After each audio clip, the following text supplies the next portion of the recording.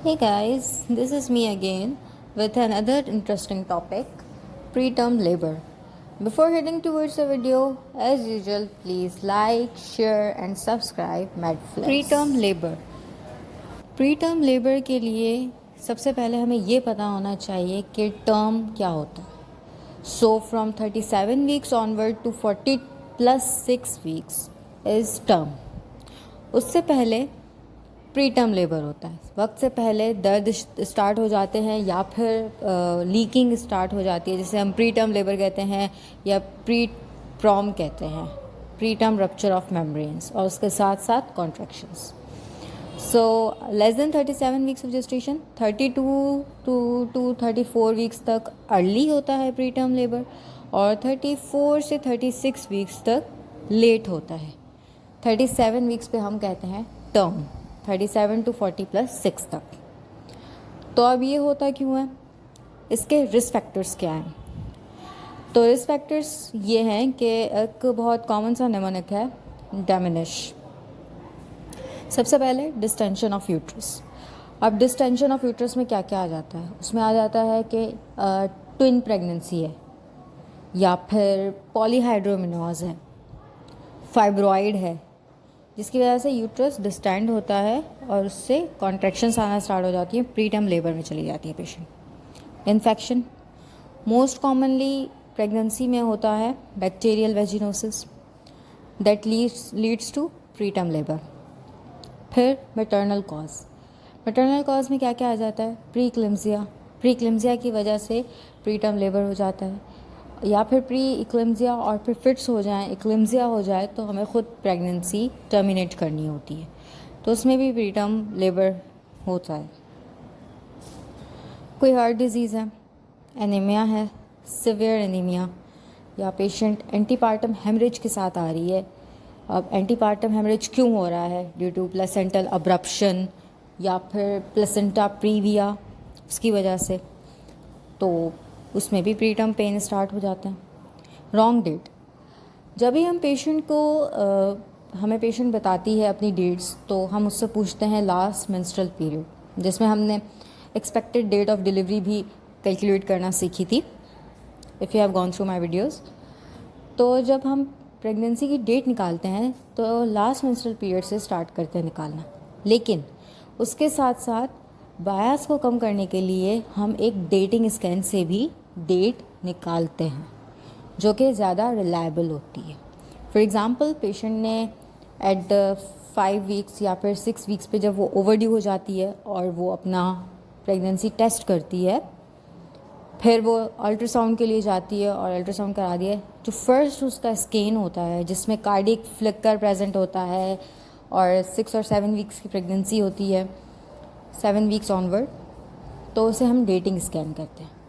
उससे अगर हम डेट्स निकालते हैं, एक्सपेक्टेड डेट, तो वो भी हमारा बायस कम करता है. फिर क्या आ गया? आइट्रोजेनिक. आइट्रोजेनिक मतलब अगर किसी पेशेंट की कोन बायोप्सी हुई हुई है, कोन बायोप्सी में सर्वाइकल लेंथ शॉर्ट हो जाती है, या फिर किसी को CIN1 या CIN2 हुआ था जिसकी वजह से उसका लेड्स हुआ, सही, उसमें सर्वाइकल लेंथ कम हो जाएगी. जब सर्वाइकल लेंथ कम हो जाएगी तो पेशेंट के प्रीटर्म लेबर में जाने के चांसेस ज़्यादा हैं. और हम इसको कैसे फॉलो करेंगे? हम इसका ट्रांस विजाइनल स्कैन कराएंगे, जिसमें हमें 4 वीकली या फिर जैसे हम पहले देखेंगे 4 वीकली उसकी कितनी है लेंथ, और उसके अकॉर्डिंगली हम उसे फॉलो करते जाएंगे कि पेशेंट की लेंथ कम तो नहीं हो रही, और फिर हम अकॉर्डिंगली सर्कलाज का डिसीजन लेंगे. निकोटीन, कोई भी पेशेंट निकोटीन यूज़ कर रही है तो प्रीटर्म लेबर में जाने के चांसेस बहुत ज़्यादा हैं. इंटरवल कम है, अगर लास्ट प्रेगनेंसी और इस प्रेगनेंसी में लेस दैन 12 मंथ्स का इंटरवल है, that also leads to preterm labour. Cervix short है, जिसको हम ट्रांसवेजाइनल स्कैन से फॉलो करते हैं, उस वजह से. हिस्ट्री ऑफ प्रीटर्म लेबर, अगर पेशेंट के एंटीनेटल पीरियड में हम उनसे हिस्ट्री लेते हैं कि पहले, वो बताती है कि पहले भी प्रीटर्म लेबर हुआ था, कम हफ्तों में जो है वो पेन से स्टार्ट हो गए थे, तो ये भी अब बहुत इम्पॉर्टेंट फैक्टर है. इन सारे रिस्क फैक्टर्स को हमने जहन में रखना है. तो अब टिल नाउ हमने डेफिनेशन की और हमें रिस्क फैक्टर्स पता चल गए कि अंडरलाइंग कॉज क्या हो सकता है प्री टर्म लेबर में जाने का। अब हम डायग्नोज कैसे करेंगे? रेगुलर यूट्राइन कॉन्ट्रैक्शंस विद और without pain at least 4 in every 20 minutes या फिर 8 in every 60 minutes। ज़रूरी नहीं है कि प्री टर्म लेबर में पेशेंट को पेन हो, विदाउट पेन भी कॉन्ट्रैक्शंस होंगी और पेशेंट डायलेट हो सकती है, सर्वाइकल डायलेटेशन हो सकती है। अब हम इसको डायग्नोज कैसे करेंगे? एक तो हम अल्ट्रासाउंड पे देखेंगे कि अगर सर्वाइकल लेंथ शॉर्ट हो रही है तो हम सर्कलाज का डिसीजन ले लेते हैं। लेकिन अगर हमें अल्ट्रासाउंड पे सर्विक्स की शेप यू शेप मिल रही है, जिसे हम फनलिंग कहते हैं, नॉर्मल टी शेप नहीं मिल रही बल्कि यू शेप मिल रही है, तो हम सर्कलाज नहीं लगाएंगे। फनलिंग पे सर्वाइकल सर्कलाज इज़ नॉट इंडिकेटेड। ठीक, पेशेंट आई हमारे पास प्री टर्म लेबर में और प्लस माइनस हमने ये देखना है कि प्रीमेच्योर रप्चर ऑफ मेम्ब्रेन्स हैं या नहीं है। तो सबसे पहले हम पर स्पेकुलम एग्जामिनेशन करेंगे। जब हम पर स्पेकुलम एग्जामिनेशन करेंगे तो हमें पूलिंग ऑफ एमनाइटिक फ्लूइड मिलेगा, पूल मिलेगा फ्लूइड का। अगर वो मिलता है तो ये तो डायग्नोसिस हो गई हमारी कि प्री प्रॉम है। लेकिन अगर नहीं मिलता है, सिर्फ पेशेंट प्री टर्म पेन के साथ आती है, तो हम बिशप असेस करेंगे।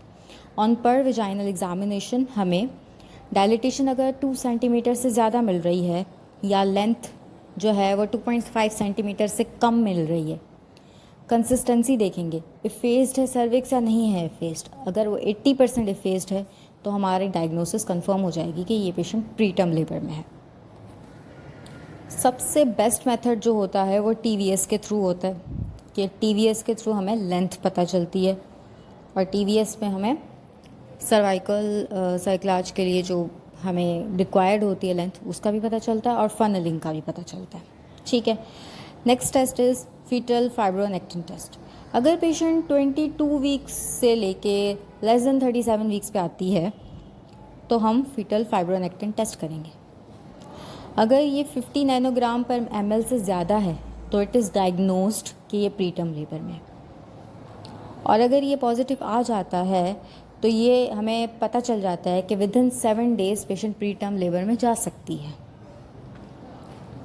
ठीक है, उसके बाद इंटरल्यूकिन 6, इंटरल्यूकिन 8 और ट्यूमर नेक्रोटिक फैक्टर अल्फ़ा, ये हम ब्लड इन्वेस्टिगेशंस हैं जो हम करेंगे, इससे भी हमें पता चल जाता है। लेकिन जो सबसे ज़्यादा अच्छा मेथड होता है ये फीटल फाइब्रोनेक्टिन होता है इनसे ज़्यादा। उसके बाद हमारे पास एक और मेथड है, नाइट्रोजन पेपर टेस्ट। अगर नाइट्रोजन पेपर टेस्ट पॉजिटिव आ जाता है तो ये प्री टर्म लेबर में। अब इसमें होता क्या है कि हम इसमें pH चेक करते हैं। तो pH क्या होती है नॉर्मली एमनियोटिक फ्लूइड की? 7.1 to 7.3 which is basic pH। जब हम नाइट्रोजन पेपर टेस्ट करते हैं तो वो येलो से ब्लू में चेंज हो जाता है। इसका मतलब कि पेशेंट प्री टर्म लेबर में है, पॉजिटिव आ जाता है। अब इसमें ये भी हो सकता है कि हमारे पास फॉल्स पॉजिटिव टेस्ट आ जाए। ठीक है, अब फॉल्स पॉजिटिव टेस्ट कब कब आएगा? ब्लड में आ सकता है, सीमेन में आ सकता है, या फिर कोई इन्फेक्शन हुआ है उसमें ये नाइट्रोजन पेपर टेस्ट पॉजिटिव आ सकता है, फॉल्स पॉजिटिव आ सकता है। सही है। सबसे बेस्ट मेथड क्या है प्री टर्म लेबर डायग्नोस करने का? TVS। उसके बाद हमारे पास अगर पेन्स के साथ पेशेंट आ रही है तो बिशप असेस करेंगे। उसके बाद फीटल फाइब्रोनेक्टिन जो कि हमें एंटिसिपेटेड बता देता है कि ये प्री टर्म लेबर में जा सकती है विदिन 7 days, और उसके बाद हम नाइट्रोजन पेपर टेस्ट करेंगे। अब हमें पेशेंट को मैनेज कैसे करना है?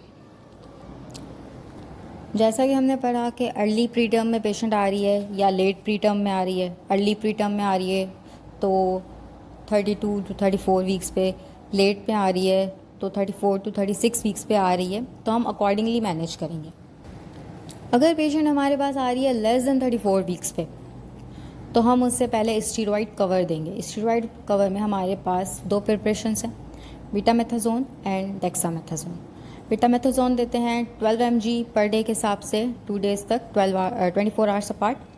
डेक्सामेथाजोन इज 6 mg BD 2 days तक, 12 आवर्स अपार्ट। सबसे जो चीपेस्ट और है सेफेस्ट वो है डेक्सामेथासोन। बीटामेथासोन की एफिकेसी बहुत अच्छी है बट ये कॉस्टली है, तो डेक्सामेथासोन ही वर्ल्ड वाइड यूज़ होता है।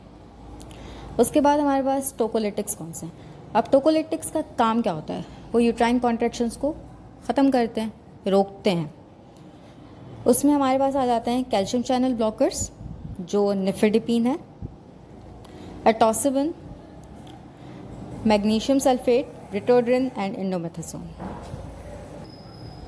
अब हमारे पास पेशेंट आती है इन प्रीटर्म लेबर, हम सबसे पहले उसको स्टीरॉइड कवर देंगे, डेक्सामेथासोन देंगे। उसके बाद हम उसको कैल्शियम चैनल ब्लॉकर्स देंगे, निफेडिपिन।